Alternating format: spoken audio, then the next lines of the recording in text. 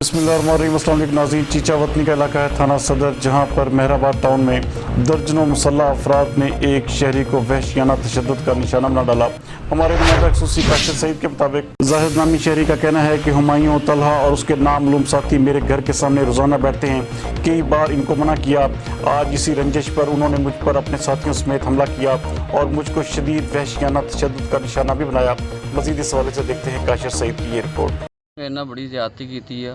15-20 दिन तो वेले है, सामने कुर्सियां डाह के बह जाते 15-20 जाने मुंडे। इन्होंने अगे मना किया कि यार एक तो दफ़ा 146 लगी हुई है, ठीक है। दूसरी गल करोना का इन्ना मसला से इकट्ठे बहने। तीसरी गल है कि मेरा सामने दरवाज़ा, मेरे बच्चे आ बच्चियाँ वा, ठीक है जी। साढ़े घर फैमिलियाँ आउंदियां जांदियां, इन्हूं मैं समझाता रहा लेकिन नहीं समझे। अज फिर बाहर के बंदे लिया के बैठे हुए थे। इन्होंने मैं मना किया तो इन्होंने मेरे पर हमला करता। मेरे बड़ी ज़्यादती मेरी इन्होंने की। इन्होंने मेरा सिर पाड़ दिता, अख ते जख्म, मेरी बाजू दे इन्होंने छोटे मारे इन्होंने। तो मेरी लिहाजा दरखास्त है DSP साहब को कि मेरा अजाला किया जाए, मैनूं इंसाफ दिलाया जाए।